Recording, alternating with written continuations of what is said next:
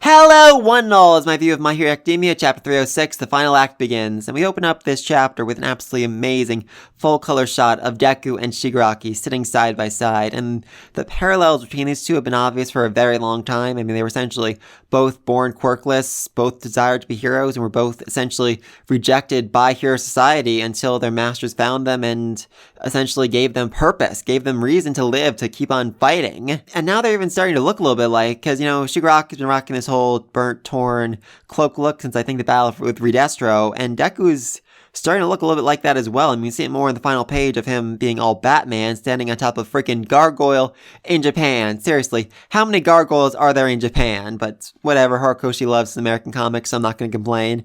We see his entire outfit. It's torn, it's ripped, it's burnt.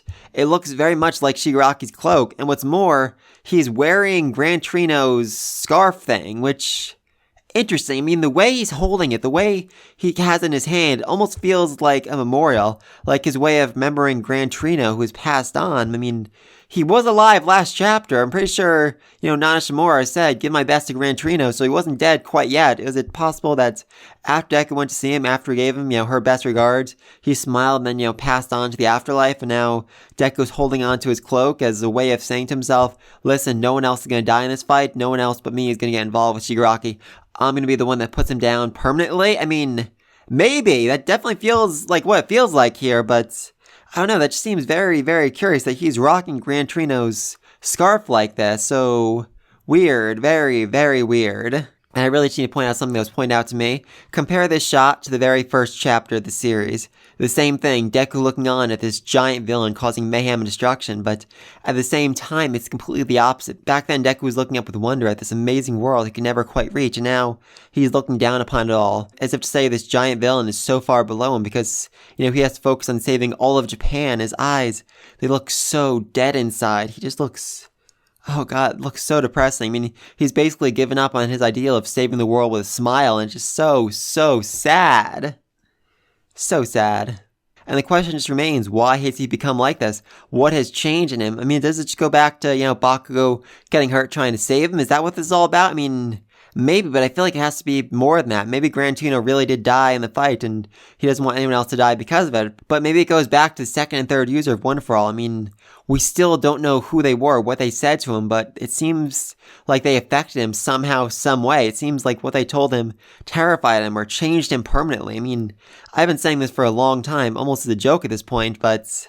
could it be that one of the past users was in fact Bakugo, and, Deku doesn't want Bakugo to get caught in this fight, he doesn't want Bakugo to end up getting sent backwards in time because then he'll die in the past? I mean, maybe? That's definitely crackpot theory right there, but it would make a certain amount of sense of why Deku ran away, why Deku fled and left his friends behind, but I'm just really not sure about that. Anyway, start of the chapter, we open up with All Might revealing that he can actually feel what's being said inside of One for All. Not exactly the words, but the feelings are being passed on to him. What I absolutely freaking love about this is it means moving forward, All Might can play the role of support for Deku.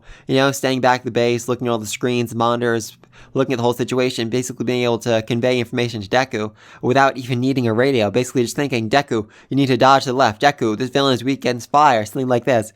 And it'll be transferred to the spirit of All Might inside of Deku, and then he'll instantly know it. Oh, I just love the thought of that. I freaking love the thought of that. Anyway, then Hawks and Best show up to ask about One for All, and it does seem like they are fully expecting him to lie, evade, or just outright ignore the question, but he decides, you know what, if the time for secrets is done, I'll tell you everything. Because it does seem like he is aware, at least since his research with the fourth user, that One for All can't be passed on to a non-quirk user ever again, or it will kill them very, very quickly. And then we get to the press conference, and Endeavor decided just to be outright and fully honest about everything. And I do love the one line in the corner. He should have just said it was all a bunch of lies. Oh, I love it. I mean, he could have. He could have just said, everything Davi said is a lie. My son Toya is dead. He's, lying. Look, my other kids are going to show up and say that I was a nice person, that I'd never abused them or anything like that. It's all a lie. No, he straight up decides to tell the truth and to be completely and utterly honest with them. And even Hawk decides to come clean as well, saying, yes, my father's a villain. I lied to all of you. And I did kill twice. I mean, I did it because if I didn't, we all would be dead right now, but still, I feel bad because as a hero, I should have found a way to save him, to redeem him somehow, some way. And the utter shock the press and the people have about them just being honest really goes back to an issue I've had with Hero Society for quite a while.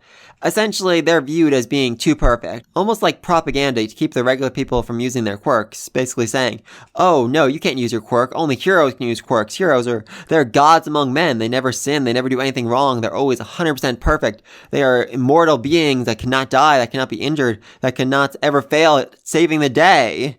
And, that way they're able to keep the regular people from wanting to use their quirks. But now, they're essentially saying, no, we are not perfect. We are not gods. We fall, we fail, we make mistakes, and we're going to try and, get back up again and make things right. And then we have a very, very, very unprofessional reporter. I mean, seriously, she just starts straight up screaming at him. I mean, yes, I get it, her mother was injured, but at the same time, have a little bit of dignity and pride in your profession. I mean, seriously. But eventually she does come to the right conclusion and realize what Endeavor is saying is that he is not going to stop. He's not going to retire. He's not going to quit being a hero. He's going to keep fighting as Endeavor. His way of atonement, his way of making up for everything that's happened, for everything that Davi has done, is to keep fighting, to keep being a hero, to keep being Endeavor, essentially. And I freaking love that. That is exactly what I wanted. Even before the Dabi reveal, my hope for Endeavor was that someday Dabi reveal, he'd be hated, and he would still keep fighting. He would still keep being a hero, simply for the sake of being a hero and protecting the weak, protecting those who need a helping hand. And that's who Endeavor is going to be. Despite the scorn, the ridicule, and the hatred that will be directed at him,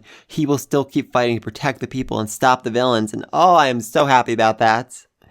Anyway, while that's going on, Beshinas begins to explain that they're going to essentially move as many civilians as possible to UA. And first and foremost, what is going on with Beshinas' neck? I mean, seriously, he looks like a freaking giraffe here. What did Horikoshi do to Beshinas? Seriously, what did Horikoshi do to him? But anyway, his proposal is essentially that UA and the other hero schools will essentially become emergency evacuation shelters where people can live and wait for things to go back to normal, where they can be safe. And okay, it makes a lot of sense. I mean, the dorm housing for the students was made very, very quickly. So yeah, they definitely have the resources and the land needed to make more housing for other people where they can live and be safe and secure. And the first people who are being moved in are the students' parents. Oh, I love that. I mean, yes, it makes a lot of sense simply because those parents definitely be targets moving forward for a lot of the hatred from the citizens and from villains alike, so they definitely need to be protected. But at the same time, I just so want to see the parents interacting. I mean, we see Deku and Baku's mother standing side by side. They were clearly friendly-ish, I'm guessing, when, Deku and Baku were friends, when they used to hang out together. I'm sure they hung out.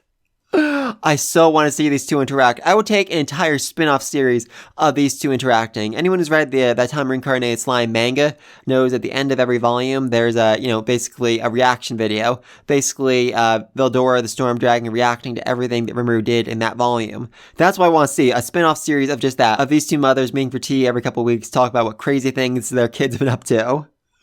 Oh god, I would love that. I would so love that. But even if we just get one chapter of these two talking back and forth before the series ends, I would be so happy.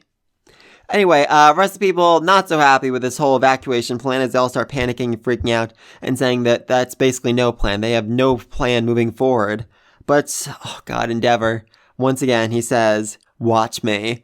But it means something so very, very differently this time. He's basically saying, look at me with your scorn, look at me with your hatred, but don't look at the other heroes, don't blame them because they have done nothing wrong. They have been fighting their absolute hardest and they will continue to fight. They will continue to stand up and protect you as best they can. Oh, I love it. And we actually see the other heroes, Mirko, despite the fact that she has lost an arm, still looks like she is ready to go, which thank God, because anyone who's read the Vigilante spinoff knows that Mirko has got to play an important role moving forward, especially with that one villain. Oh god, please, I want to see them get back together. I want to see them together again. I cannot freaking wait for that.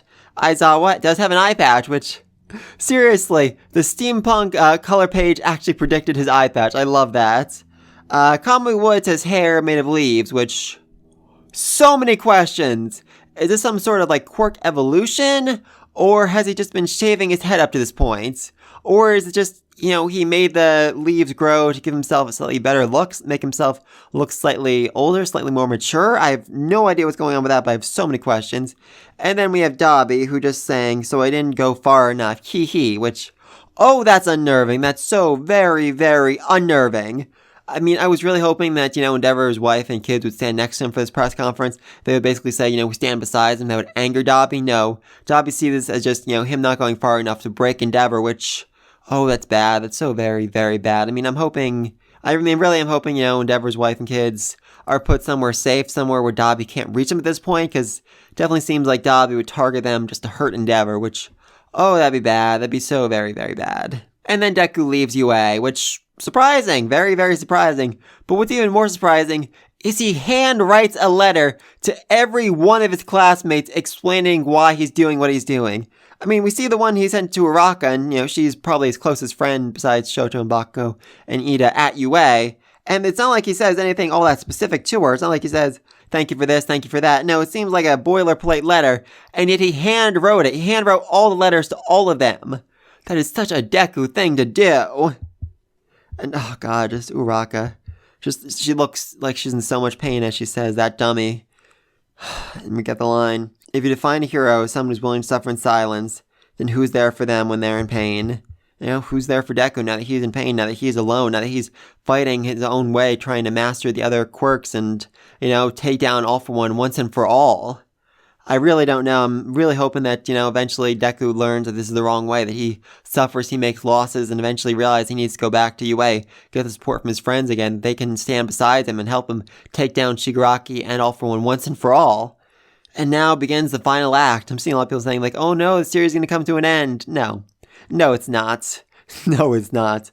I mean, we're at chapter 306 right now. I could see at least another 100 to 200 chapters before the series comes to an end. Because let's not forget all the things that still need to happen. Deku needs to master Danger Sense, and 3 other quirks on top of that. We still need to figure out who the freak the other 2 users of One For All are, the second and third user. There's definitely a very, very big mystery about them that I cannot wait to see solved. Uraraka needs to have a rematch against Toga. Shoto needs to have his rematch against Dabi.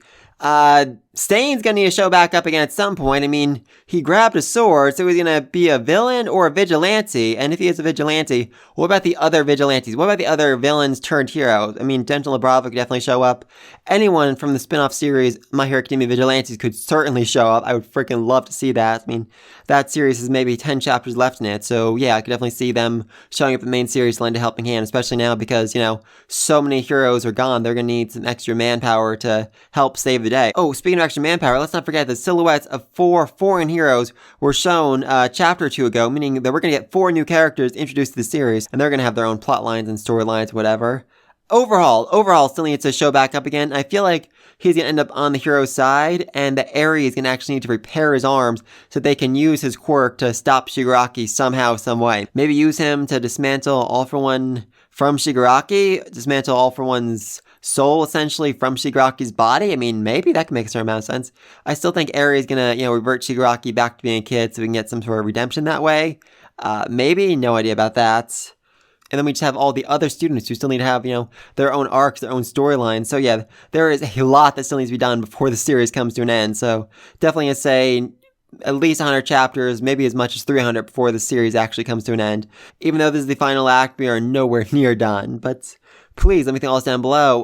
What do you think's gonna happen next? Why did Deku decide to leave UA? Where is he going? What's he doing? What was the deal with the second and third user? What is everyone else gonna do now Deku's gone? What is Deku's mother gonna do now Deku's gone? Oh, that's gonna be interesting. That's gonna be interesting. And what's going on with Shigaraki? Because yeah, last time we saw him, he was being controlled by All For One, and they said he needed some time to rest and recover before he could use, his abilities to their full power, so very curious about that. Oh yeah, a difference between Shigaraki and Deku is that Shigaraki never pushed his friends away.